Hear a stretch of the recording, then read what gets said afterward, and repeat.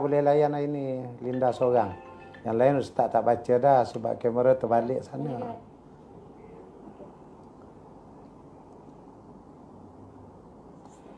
Okey, kita mulakan ya insya-Allah. Linda dah ada, Ustaz semangat. Assalamualaikum warahmatullahi wabarakatuh. Alhamdulillahi rabbil alamin. Wassalatu wassalamu ala asyrafil anbiya wal mursalin Sayyidina Muhammad wa ala alihi wa sahbihi ajma'in. Subhanaka la ilma lana illa ma 'allamtana innaka antal alimul hakim. Rabbana iftah bainana wa baina qaumina bil haqq wa anta khairul fatihin. Allahumma faqihna fid din wa 'allimna ta'wil wa la hawla wa la quwata illa billahil aliyyil azim. Allahumma binurika ihtadaitu wa bifadlika istaghnaitu wa bika asbahtu wa amsaitu. Zunubi baina yadayka nastaghfiruka wa natubu ilaik. Amma ba'du. Muslimin dan muslimat, sidang hadirin dan hadirat yang dirahmati Allah sekalian. Hari ini insya-Allah kita akan membicarakan berhubung dengan kisah sahabat yang mulia Bilal bin Rabah radhiyallahu an.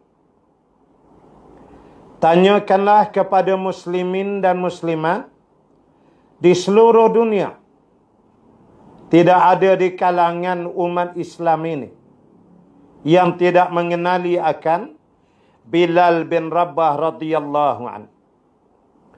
Namanya Bilal bin Rabah. Ada juga riwayat menyebut Bilal al-Habashi, yakni dari Habasyah. Atau ada yang menyebut Bilal bin Riyah. Dan dia juga dikenali dengan Bilal bin Rabah Maula Abu Bakar As-Siddiq radhiyallahu an. Apa yang dimaksudkan dengan Maula Abu Bakar di hujung nama Bilal itu? Nah, di dalam hukum fiqh ada satu hukum berhubung maula ini. Siapa dia maula?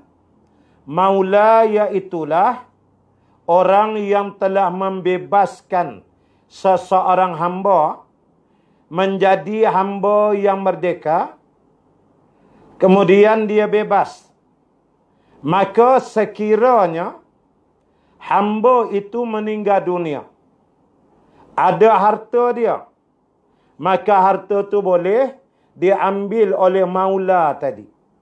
Jadi kalau Bilal bin Rabah bin Maula Abu Bakar, bermakna kalau takdirnya Bilal meninggal dulu, kemudian Abu Bakar dia boleh ambil harta Bilal. Kerana dia tu maula kepada Bilal. Dan ramai yang jadi maula ini, yang membebaskan hamba abdi di kalangan sahabat ni ramai sangat. Itu maksud maula. Baiklah, semua orang yang beriman, ini dahsyatnya Bilal, disebut oleh para sahabat, semua orang yang beriman merindui syurga. Kecuali Bilal, syurga merindui dia. Allahu Akbar walillahil hamd. Itu dahsyatnya Bilal bin Rabah radhiyallahu an. Ada yang menyatakan memang dia lahir di Habasyah. Ada yang menyatakan dia lahir di Mekah. Yakni apabila adanya orang-orang Habasyah yang dijual beli, maka dari zuriat keturunan hamba-hamba ni, itulah lahirnya Bilal bin Rabah radhiyallahu an. Ibunya bernama Humamah. Makanya Bilal, ibunya hidup di bawah sistem perhambaan yang sedang memuncak saat ketika mana Nabi SAW membawa risalah di bumi Mekah. Itulah dia awal daripada kehidupannya. Maka dia diperhinakan dalam segenap arah. Sehinggalah apabila pada suatu hari Bilal bin Rabah radhiyallahu an menganut Islam. Bila Bilal bin Rabah masuk Islam, ini benar-benar menggemparkan penduduk Mekah. Kerana pada masa itu, orang-orang kayanya, para hartawannya, tauke-tauke judi, tauke arak, segala yang berniaga, mereka mempergunakan para hamba ini sebagai manpower, tenaga-tenaga gunaan yang penting bagi mereka dalam perniagaan-perniagaan mereka. Nah, kalau sudah Bilal bin Rabah menganut Islam, nantinya bimbang tentu ramai pula berangkaian para hamba yang menganut Islam. Kemudian nanti sahabat lain pula akan jadi maula, merdekakan dia. Nanti pergi satu titik, para peniaga yang memeras tenaga hamba ni akan kehilangan tenaga kerja mereka. Saat itu bisnes dia akan jatuh, dia tak boleh mengembangkan bisnes. Ini yang Arab jahiliyah takut. Tapi bila dengan kehendak Allah, dia telah pun menganut Islam. Dan ini menggemparkan kota Mekah. Tuannya bernama Umayyah bin Khalaf. Umayyah ini saudagar besar. Kaya raya bukan main. Ampun maaf saya sebut apa yang sebut dalam kitab. Ya. Umayyah ni gemuk orangnya. Maaf saya pun gemuk juga. Ya. Jadinya dia ni dapat tahu, kita faham dia seksa. Seksa Bilal semua tahu. Dijerut leher, diheret. Kemudian diletakkan di atas padang pasir dan ditindan batu yang besar. Diletak atas padang pasir itu menurut riwayat, disusun dulu 7 ketulan batu. 2, 2, 2, 1. Macam tu. Yang satu tu dekat tengkuk Bilal. 2, 2, 2. 2 di belikat kiri kanan. 2 lagi di tengah. 2 di bahagian pinggang. Dijemur dulu batu tu berhari-hari biar panas. Kemudian dilibah, dipukul, dilanyak, direnyah Bilal atas batu yang berkenaan. Panasnya tu kalau letak tu berbunyi daging tu masak. Masak daging tu. Sehingga dikatakan dibau, dicium. Bau hanyir daging Bilal ni di lembah Mekah. Bayang tuan-tuan ibu-ibu ya. Dahsyatnya Umayyah mengerjakan dia. Dia diseksa berbagai-bagai tapi dia buat degil, tak tahu je. Kalau pukul ni tak kira lah.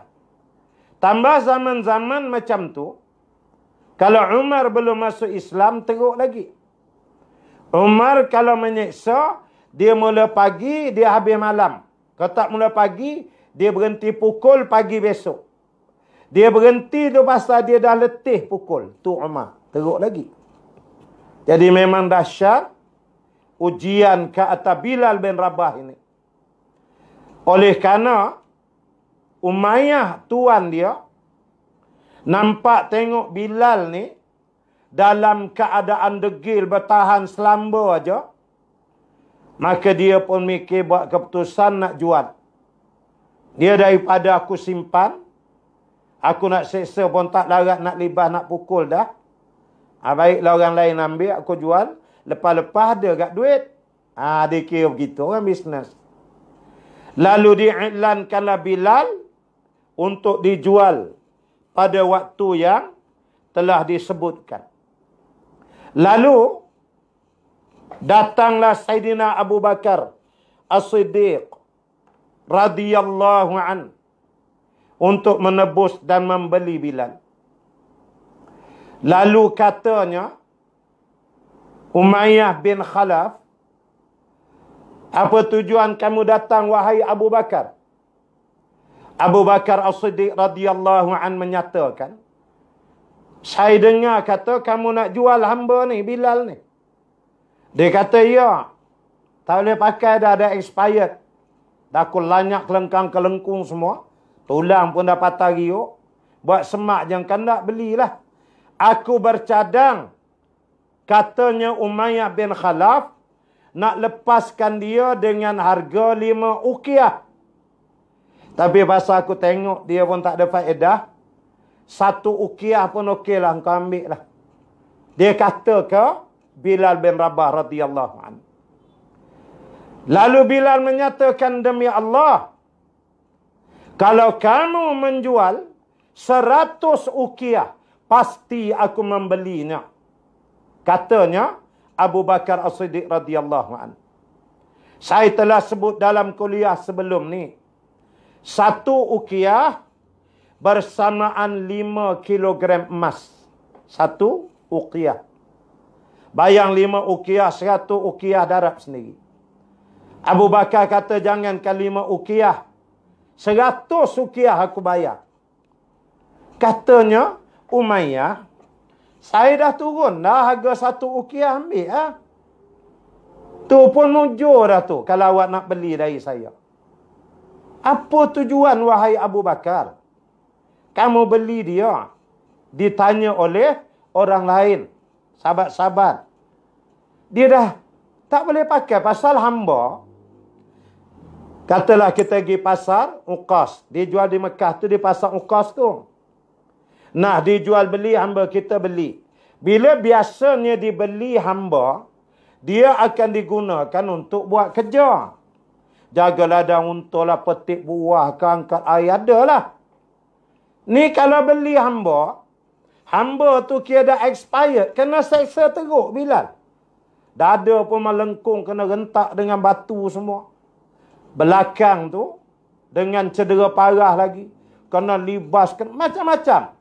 Kira dah separuh nyawa menunggu mati je. Tak tahu bayar mahal macam tu. Beli. Yalah, kata bahasanya apa faedah. Bukan boleh buat kerja dah, dia pun dah sakit. Tak kena hari, elok bayar, dia meninggal langsung. Jadi orang tanya ke Abu Bakar. Entah Abu Bakar, beliau benar berhujah dengan Umayyah. Sampai kalau 1 uqiyah pun beli juga. Bukan boleh buat kerja wahai Abu Bakar. Lalu Abu Bakar menyatakan, demi Allah, saya tidak membelinya untuk bekerja dengan saya. Tapi saya berniat membelinya dengan tujuan untuk membebaskan dia sebebas merdekanya. Dan benar-benar kerana Allah Subhanahu wa ta'ala. Maka atasnya peristiwa ini, Allah Subhanahu wa ta'ala menurunkan Suratul Lail ayat 17 sehingga ayat yang ke-20 A'udzu billahi minasyaitonir rajim. Wa sayujannabuhal atqa alladzi yu'ti malahu yatazakka wa ma li ahadin 'indahu min ni'matin tujza illa batigha'a wajhi rabbil a'la. Maksudnya, ya di ujungnya walasau ayarda.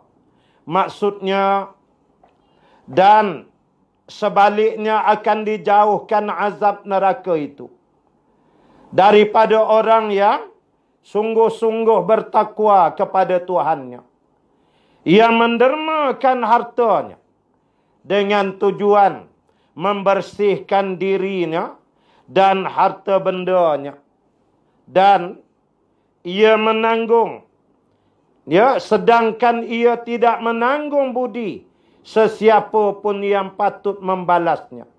Hanyalah ia mengharap keredaan Allah, Tuhan yang Maha Tinggi. Ayat ni kata ulama turun meraihkan sikap Saidina Abu Bakar radhiyallahu an.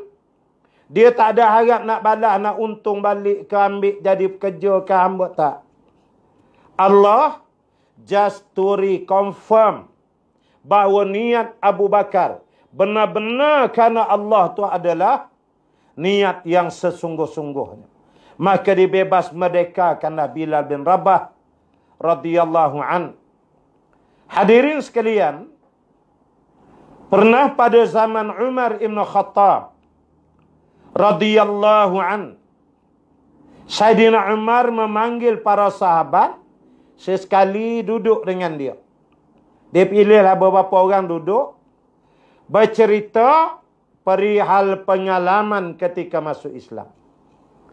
Masing-masing pun berceritalah lepas seorang-seorang. Dalam ramai itu kebetulan ada Bilal bin Rabah radhiyallahu an. Lalu Amirul Mukminin Umar pernah bertanya sendiri kepada Bilal, "Wahai Bilal, saya nak tanya kamu. Kemarin masa di Mekah, kamu diazab dan diseksa. Kamu hanya menyebut Ahadun Ahad. Ahadun Ahad. Yakni asa berterusan. Mengapa tak sebut yang lain? Allahu Akbar ke? La hawla wa la ke? Boleh jadi Alhamdulillah ke? Mengapa Ahadun Ahad? Lalu Bilal bin Rabah radhiyallahu an menyatakan, kerana wahai Amirul Mukminin Umar, itulah kalimah yang paling dibenci dan dimarahi oleh mereka, kata dia. Telah menunjukkan keteguhan iman Bilal bin Rabah radhiyallahu an. Lalu Umar menyatakan, wahai Bilal, orang lain telah bercerita hal mereka. Sila, cerita, kita berkongsi. Tiba-tiba Bilal menundukkan kepala, tidak berkata apa-apa. Saidina Umar faham. Lalu Umar berbisik dengan lembut kepada Bilal, apakah kiranya wahai Bilal, engkau mengizinkan untuk aku menyelak baju di bahagian belakang? Bilal hanya mengangguk sahaja. Dia terasa pilu mengenang peristiwa dia diseksa. Ketika mana Umar mengangkat baju Bilal, diangkat naik sampai ke atas, Saidina Umar menangis, dan para sahabat radhiyallahu anhum menangis juga. Karena terlihat ada 7 lubang bekas daripada batu panas yang telah memakan daging-daging badan Bilal sampai ke bahagian tengkuknya. Bilal tidak mahu bercakap dan bercerita hal yang demikian, karena dia terlalu pilu. Saidina Umar terus diam. Dan ulama kata itu menunjukkan betapa tawaduk, ya, dan merendah dirinya Bilal bin Rabah radhiyallahu an dan Abu Bakar As-Siddiq radhiyallahu an telah dira'ikan oleh Allah dalam ayat yang telah kita bacakan tadi. Sidang hadirin, para netizen muslimin dan muslimat yang dirahmati Allah sekalian, ketika berlakunya peristiwa hijrah, Bilal bin Rabah radhiyallahu an berhijrah. Dan dia ikut sama dalam peperangan Badar Al-Kubra. Yakni peperangan yang pertama yang terjadi pada 17 hari bulan Ramadan itu. Dan dalam peperangan ini, Bilal bin Rabah radhiyallahu an telah berjaya membunuh tuannya Umayyah bin Khalaf radhiyallahu an. Di mana kisah peristiwa Bilal membunuh Umayyah dalam peperangan Badar ini satu kisah yang sangat panjang yang dipaparkan di dalam hadis sahih Bukhari. Saya akan ceritakan peristiwa itu dengan, insya-Allah saya cuba ringkaskan seringkas yang boleh sebab kisah dia panjang sangat. Tapi insya-Allah boleh faham, saya akan ringkaskan. Imam Bukhari menceritakan dalam riwayatnya, bilanya telah berlaku hijrah, kemudian salah seorang di antara sahabat, ialah nama dia Sa'ad. Ya, ada yang menyebut Sa'ad bin Mu'az yang telah kita bacakan kisahnya. Ketua dari pimpinan Aus. Ya, Sa'ad bin Mu'az ini radhiyallahu an.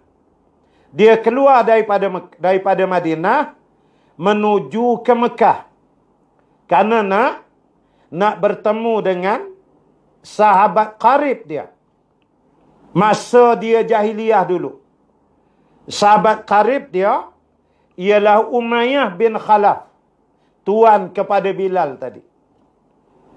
Tapi pada masa Nabi hijrah, kita kena ingat, Bukhari menceritakan masih ada saki-baki lagi umat Islam yang masuk Islam tapi tidak diisytiharkan keislamannya karena beberapa masalah.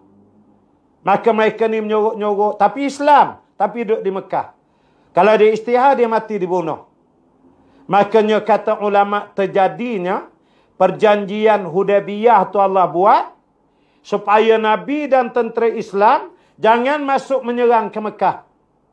Karena kalau menyerang terus ke Mekah, takut nanti tak kenal, nanti dibunuh pula yang masuk Islam tapi duduk senyap, orang lain tak tahu tu.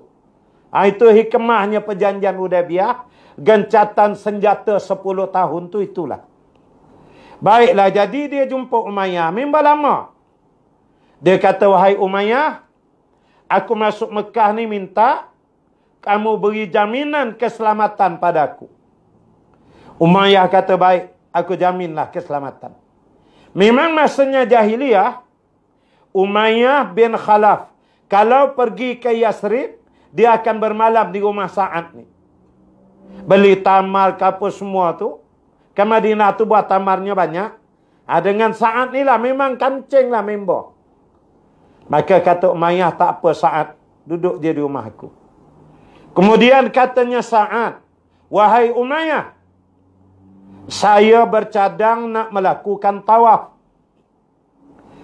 Tapi pasal saya dah masuk Islam ni, saya tak naklah bercampur dengan orang-orang jahiliyah ni tawaf. Saya tak nak. Dia masa itu Mekah belum ditawan lagi. Jadi wahai Umayyah, boleh tak kamu tolong pergi tengok di Kaabah, ada lagi tak orang tawaf? Kalau dah tak ada orang, dah balik semua, beritahu nanti saya datang tawaf. Umayyah member, dia kata okeylah, tak apalah. Jadi masa tu memang tak ada syariat yang dipegang di Mekah tu. Maknanya kalau nak tawaf masa tu ada riwayat menyebut orang-orang yang nak tawaf ni dia kena ada baju khas yang dijual oleh penjaga Kaabah. Nak tawaf kena pakai itu.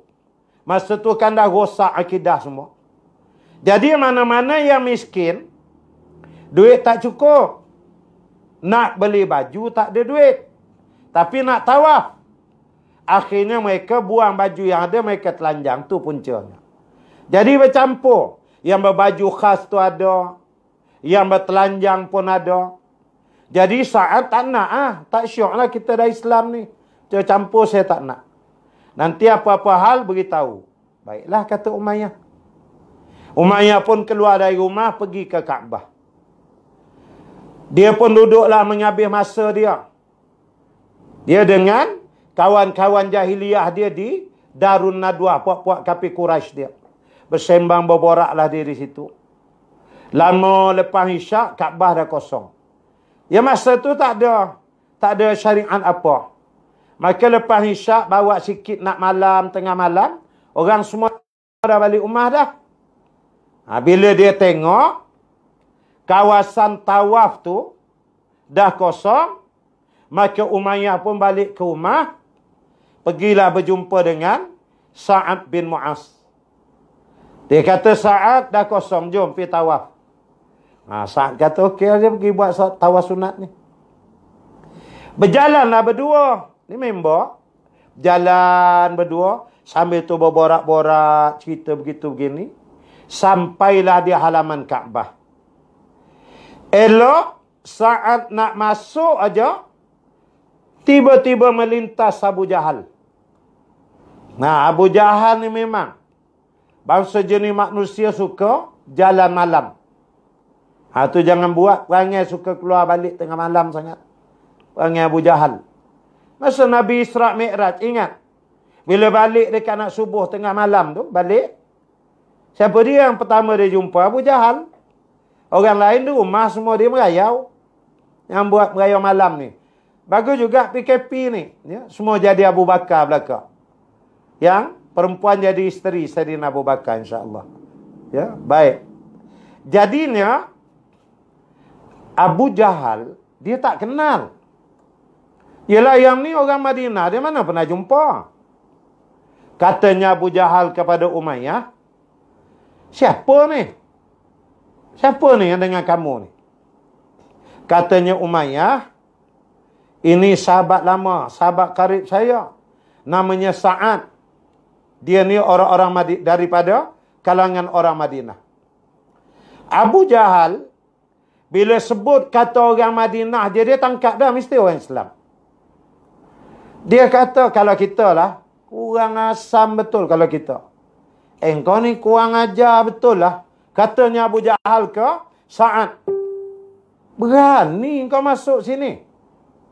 Wah, masuk bakal langgar tak tanya aku, kata Abu Jahal.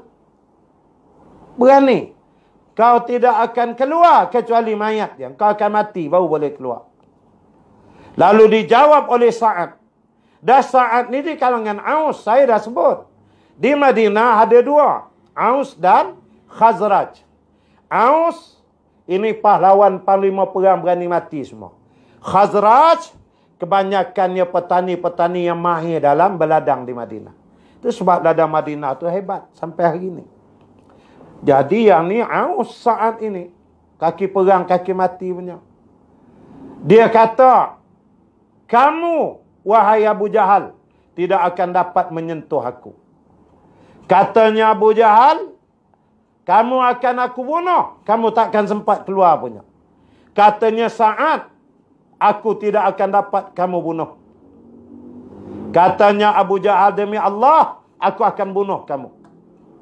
Katanya Sa'ad, wahai Abu Jahal, dia namanya Abul Hakam. Saya tukar kata Abu Jahal aja. Ya. Wahai Abul Hakam, kata dia, kalaupun kamu dapat membunuh aku, nanti kaumku Aus semuanya ahli-ahli peperangan yang terlatih. akan turun dari Madinah menyerang Mekah. Sama ada kami yang mati atau kamu semua yang mati. Itu aja. Yang Umayyah bin Khalaf tadi dah serba salah. Dianya dengan Abu Jahal pun dia geng. Dengan Sa'ad pun geng lama. Jadi dia pun jadi, macam mana aku nak buat? Akhirnya hati dia tu condong kepada Abu Jahal. Lalu dia tegur Sa'ad.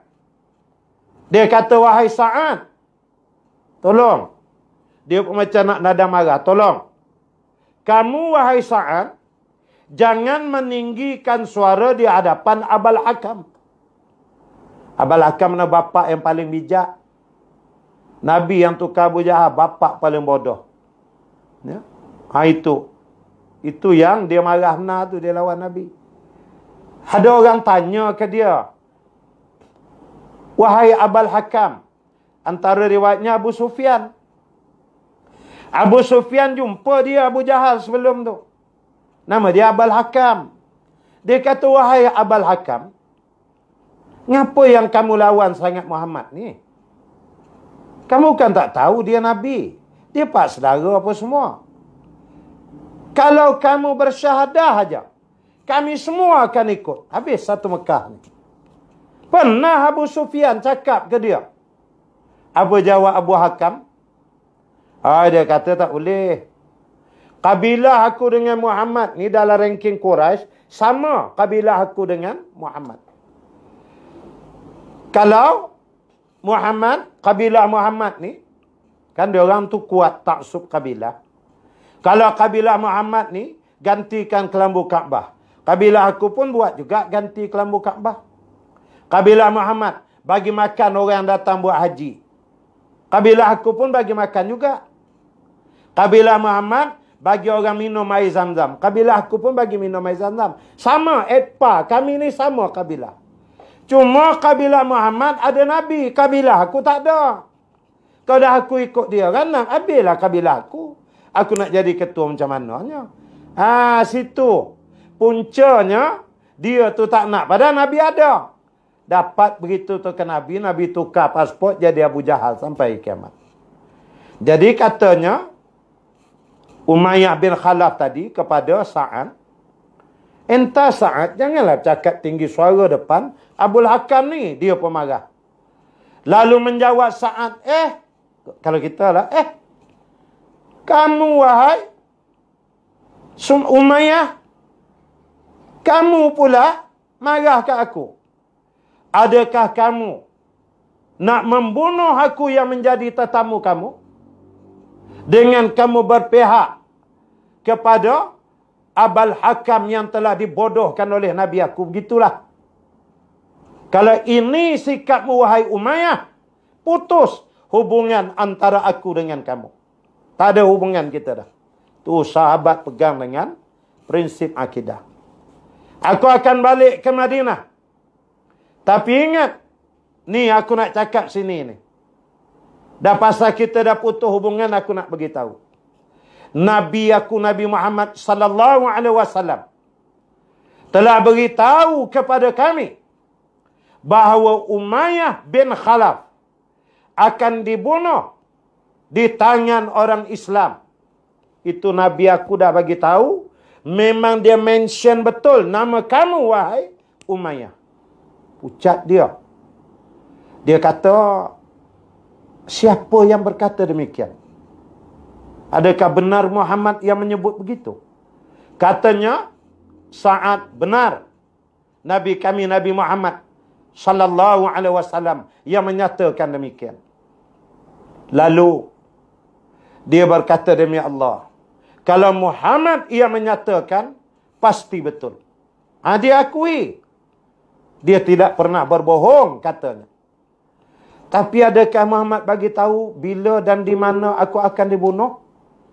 Dia korek tanya ke Sa'ad. Sa'ad kata tak, dia tak bagi tahu. Tapi confirm dengan izin Allah, kamu mati dibunuh di tangan kami. Bila tak tahu, tempat tak tahu. Dia dengar tu, dia takut. Dia berjalan laju balik. Dia tinggalkan Abu Jahal. Dia berjalan laju. Sambil berjalan tu dia mengungut-ungut. Kalau dah Muhammad cakap, habis laku. Habis. Duduk kata begitu. Baliklah dia, duduk di rumah. Yang Abu Jahal ni duduk beradab dengan Sa'ad. Sa'ad tengok dia. Abu Jahal, bila dia tengok Umayyah balik, dia pun lari balik.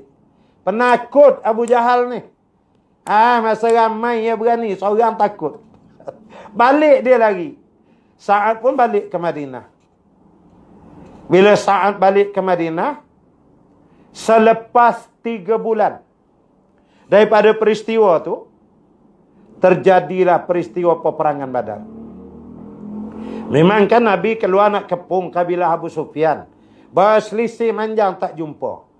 Memang kasan, padang pasti dia ada gunung. Kalau sini ada satu lalu belah sini. Terhalang gunung, tak nampak dah. Pusing-pusing dah tak ada. Itu akhirnya Nabi pergi juga. Abu Sufyan menyusup kat gunung belah sini, mana nak nampak. Tahu jumpa pasukan perang dari Mekah, berlaku perang Badar. Bilanya dengar berita kata, barangan yang dibawa oleh Abu Sufyan telah dirampas. Maka Abu Jahal berkempen dia. Membentuk pasukan tentera yang besar bagi memerangi Nabi SAW. Dia api-apikannya lah. Ya. Barang-dagang kita dah habis kena rampas, begitu, begini, apa semua. Padahal menurutnya, dalam barang dagang tu, ada 4 orang yang paling besar share. Tu pun barang tu dia rampas. Milik orang Islam yang tertinggal di Mekah. Dia buat modal pusing bisnes dia. Dia yang paling banyak modal. Antara lagi ialah Umayyah. Dia pun melabur juga. Lalu Abu Jahal berjaya mengumpulkan tentera. Jumlahnya 700 orang. Jumlahnya. Seramai 700 orang. Lalu yang tak himpun tenteranya, kabilah daripada Bani Umayyah. Dianya ketua kaum. Kabilah dia tak ada. Bersama dia ada 300 tentera. Dia dah jadi takut pasal duk teringat yang Muaz bagi tahu tadi. Jadi Abu Jahal ni dia perhati tengok 300 lagi tentera tak nak ikut. Di mana Umayyah bin Khalaf keluar daripada rumah, dia himpun 300 tentera dia, duduk depan Kaabah. Tanda ikut sama. Abu Jahal perhatilah. Ini berat. Sebab kalau 300 daripada satu kabilah ni tak nak pergi, nanti menjangkit yang lain. Kalau kabilah ni tak pergi, tak payah kita pergi. Nanti jadi macam tu. Kita pula nak susah payah mati, bergalang tanah bagai yang dia duduk sini. Tak payahlah. Satu-satu nanti, teruk ya, pasukan ni bubar, habislah. Jadi dia tu kunci tu. Dia pergi jadi, tak pergi habis. Abu Jahal nampak dah. Lalu dia pergi, dia pujuk Umayyah. Dia kata, Umayyah, mari kita pergi sekarang. Tu 700 pasukan dah siap. Tambah 300 ni 1000. Cantik lah. Jom. Umayyah kata, kau jangan mudah-mudah nak ajak. Jom. Kau tak ingat 3 bulan lepas kat sini jumpa dengan Sa'ad dari Madinah, sahabat aku, ingat tak? Kata Abu Jahal, aku ingat. Nabi dia kata kamu akan mati dibunuh apa semua. Kau percaya ke? Mengarut semua tu. Kalau yang lain kata Umayyah bin Khalaf, memang aku tak percaya. Tapi ni yang cakap ni Muhammad, dia tak pernah dusta. Abu Jahal dah selak. Gak orang Kelantan royak dia jadi selak lah dia ni. Tak boleh nak royak gapo sekarang. Gapo satu tak boleh nak royak. Dia pun senyap mikir macam mana nak buat. Ni nak berangkat dah ni. Kalau ni buat lama, yang sana duk tengok kan, yang tu satu-satu punggah pula. Dan Abu Jahal dapat idea. Bodoh-bodoh dia cerdik. Abu Jahal ni panjang kisah Nabi dengar. Saya ringkaskan aja. Dia pun balik ke rumah Abu Jahal ni. Balik ke rumah yang Umayyah duduk depan Kaabah dengan tentera dia. Buat tak tahu je. Kabilah tentera takkan gerak kecuali dia arah. Itu taksub kabilah tu ya. Balik Abu Jahal ke rumah. Masuk dalam rumah. Masuk dia ke bilik isteri dia. Bila dia masuk bilik isteri dia, dia bawa keluar minyak atar. Bau lembut wangi, perempuan punya. Terperanjat bini dia. Hai kata, Abang Jahal nak ke mana gitulah? Nak ke mana Abang Jahal? Buat-buat minyak atar saya.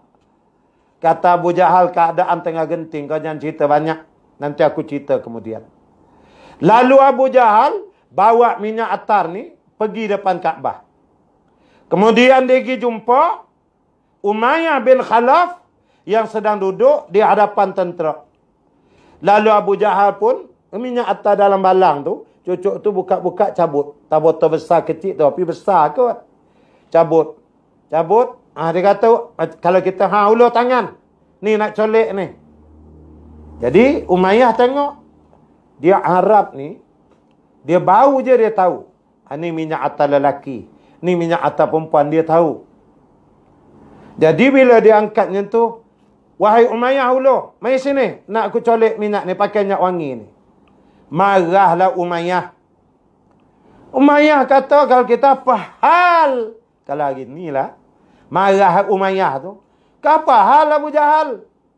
Ni kan minyak wangi perempuan.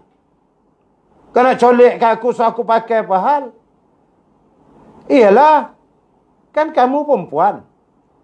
Cakap cermat mulut. Apa tidaknya kata Abu Jahal? Pergi perang pun penakut. Perempuan lah. Orang lelaki berani mati lah. Tak ada duduk. Kalau kita duduk mengangkang depan Kaabah ni apa kejadah. Kalau orang lelaki tak sini. Kau perempuan mari pakai minyak atar ni. Mengamuk ikut riwayat di tepisnya minyak tu. Dia bangun terus balik ke rumah.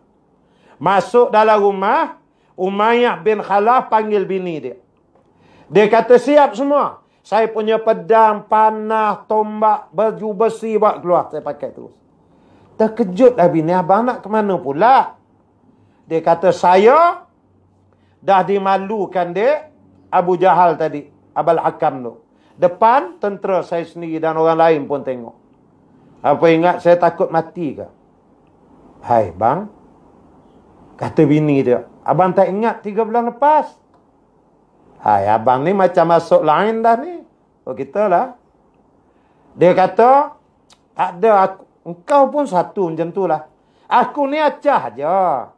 Kan bila dah sampai depan tentera, bergeraklah. Keluar dalam setengah batu, aku patah balik. Aku duduk depan kapal. Takut mati dia ni. Memang dia tahu jadi punya. Oh, kata bini dia. Kalau macam tu, tak apalah bang. Saya ingat abang. Memang apa nama ni abang. Yalah memang nak pergi sungguh. Tak, dia kata aku nak terik. Abu Jahal dia patut nak kabur lain. Tadi aku dimalukan. Keluarlah dia. Dia keluar bergeraklah. Elok je pasukan bergerak. 1,000 orang masuk dia sekali. Abu Jahal bersama 3-4 orang yang naik kuda. Pintar belakang kepung dia. Abu Jahal ikut aja Umayyah bin Khalaf ini. Karena Abu Jahal tahu dia ni kalau aku paling kan memang dah lari dah.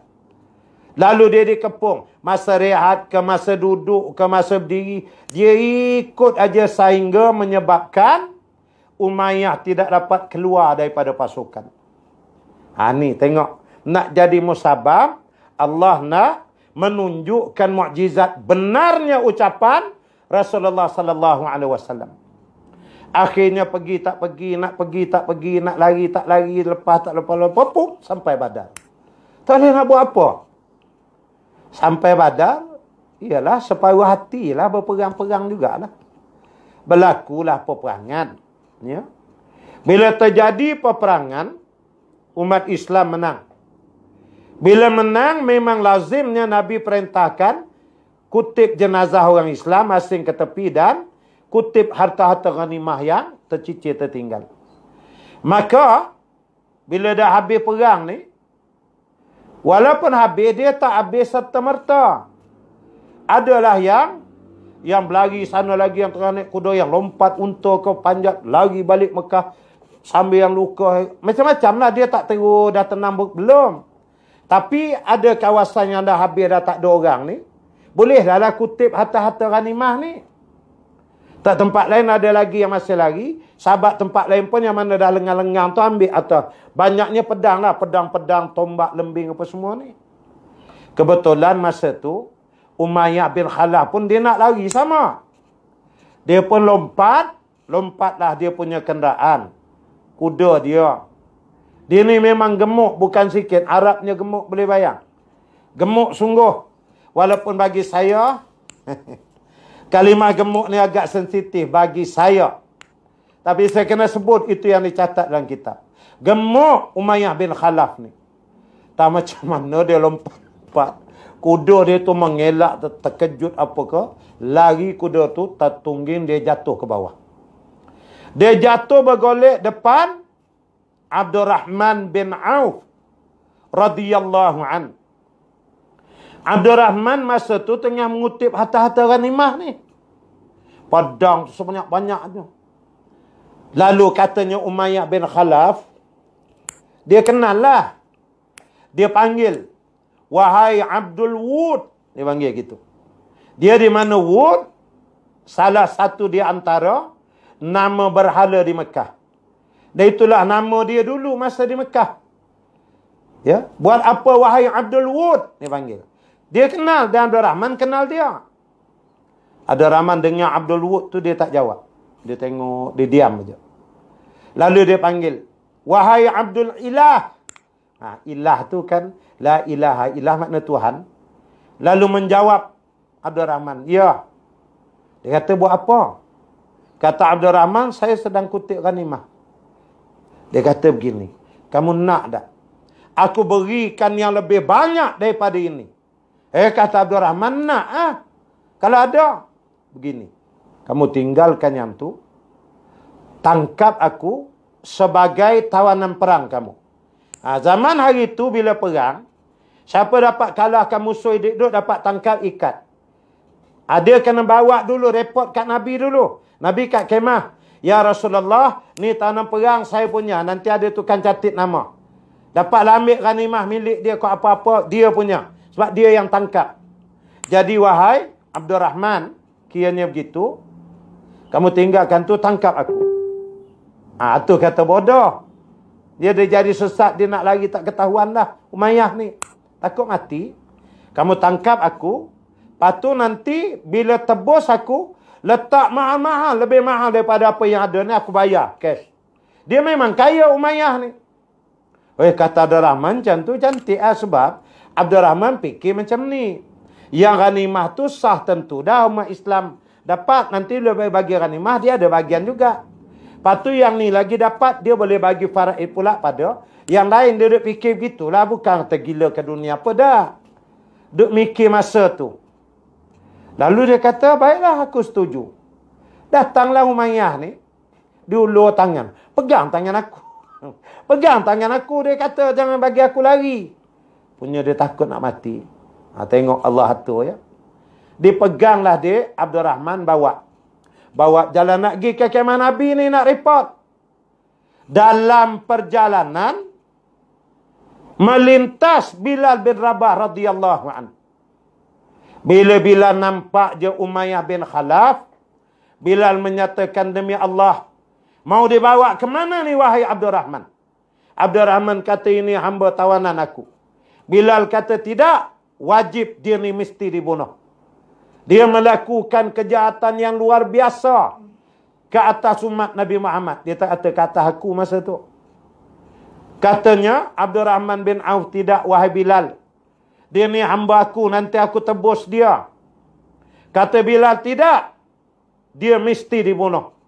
Lepaskan dia. Abdurrahman kata, aku tidak akan lepaskan. Dia bawah tawanan jagaan aku, hamba aku. Hamba perang lah.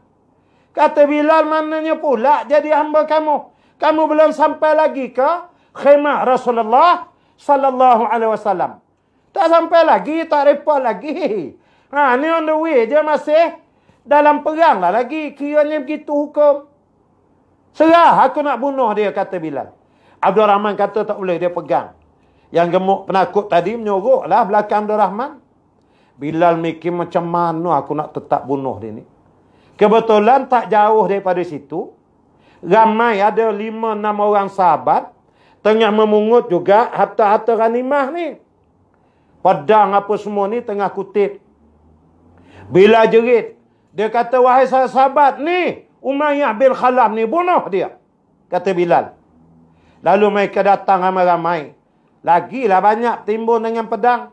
Kata Abdul Rahman, jangan dia apa-apakan Umayyah ni. Dia ni milik saya. Bilal pula kempen. Dia berkata, tidak. Umayyah ni lah seksa saya dulu. Bakar saya dengan batu. Tindan saya heret. Dia kempen. Dia bias dengan yang lain ni biar datang. Lama sahabat sana pun panas. Oh ni Umayyah ni. Mari datang. Bila dia orang datang serbu nak bunuh, Abdul Rahman beritahu pada Umayyah bin Khalaf, wahai Umayyah, kamu menungkup, menyerap atas pasir sekarang.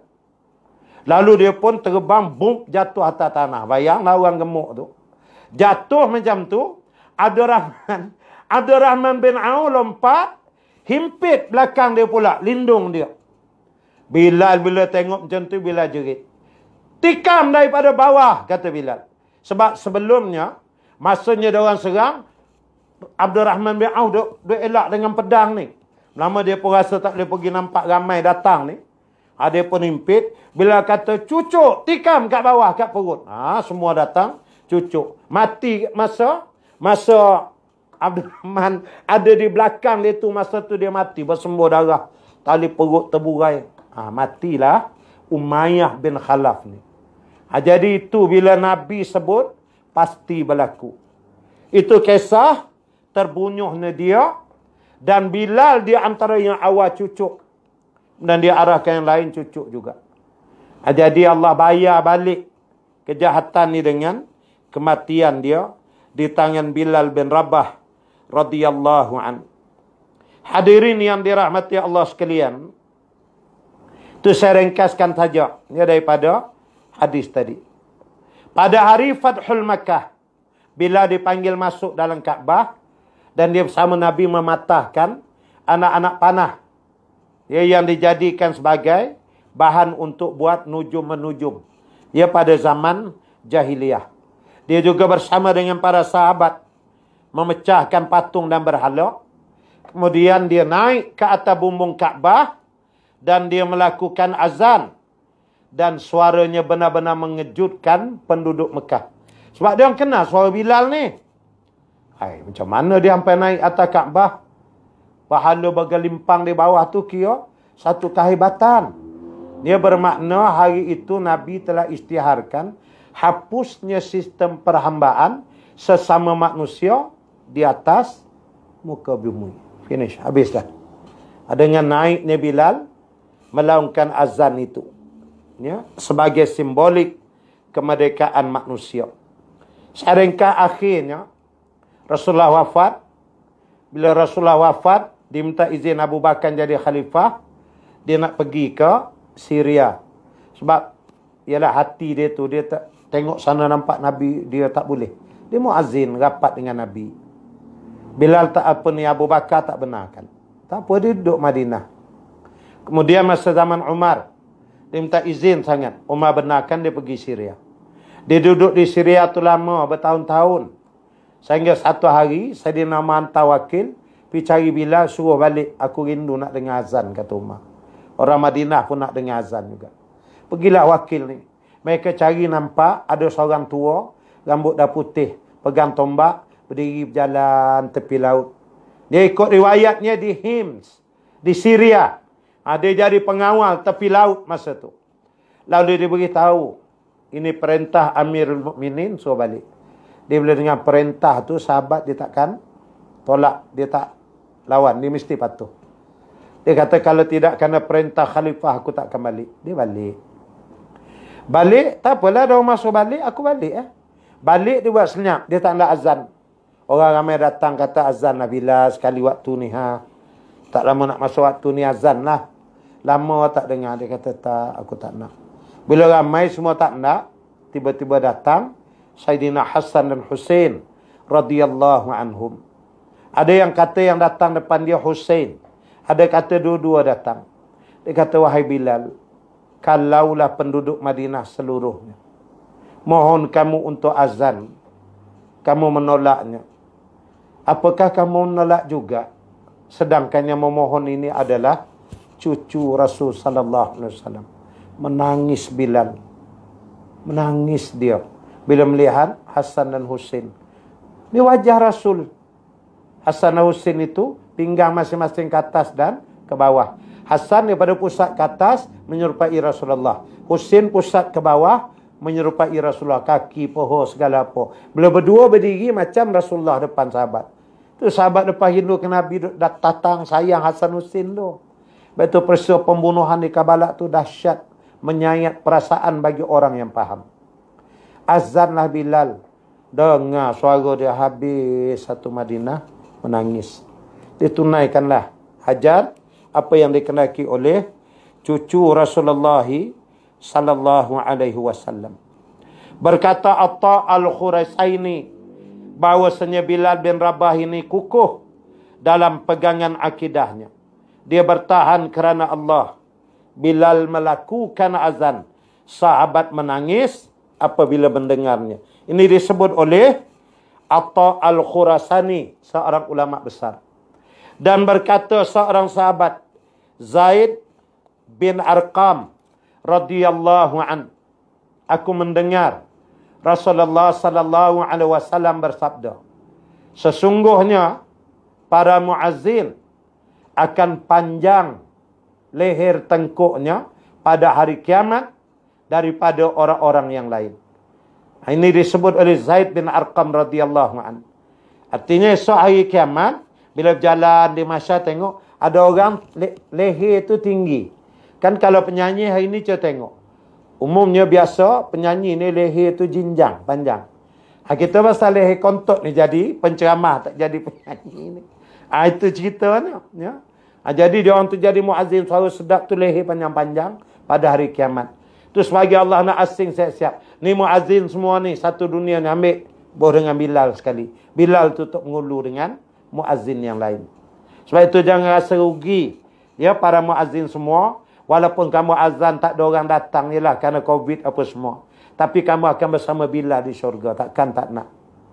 Ya, kita mendoakan mudah-mudahan Allah mengampunkan dosa kita semua. Dan menjadikan kita orang yang akan bersama dengan sahabat. Bersama dengan Bilal bin Rabah di syurga insya-Allah. Biiznillah. Saya kira itu saja untuk petang ini. Terima kasih atas perhatian semua. Dan insya-Allah kalau nanti akan datang esok. Oh, saya terlupa sekejap ya. Seminit je ya. Untuk kuliah esok. Ya, besok saya akan membawa riwayat hidup Abdurrahman bin Auf radhiyallahu an. Esok jam 3 petang seperti ini. Tadi ada sikit masalah teknikal. Dia sebelumnya ada satu kuliah 145 245. Lepas pada tu bila nak buat yang ni dia tahu saya tak pemahir sangat. Salah picit apa dia lari tu ni dah. Tu yang jadi lambat sikit. Dan ni pakai Facebook saya. Tapi sahabat kita Gombak TV linkkan juga. Jadi kalau ada terpapar di skrin semua berhubung dengan tabung untuk amal Gombak, isikanlah. Ya, semoga kita akan mendapat kebaikan dengan diampunkan dosa oleh Allah. Itu saja kita tasbih kifarah, suratul As dan bacaan doa. Subhanakallahumma wa bihamdik. Nashhadu an la ilaha illa anta.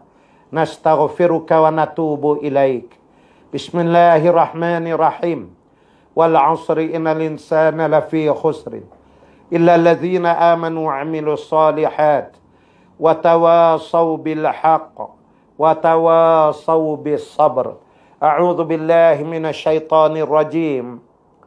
Bismillahirrahmanirrahim. Alhamdulillahi rabbil alamin. Wassalatu wassalamu ala asyrafil anbiya wal mursalin sayyidina Muhammad wa ala alihi wa sahbihi ajma'in.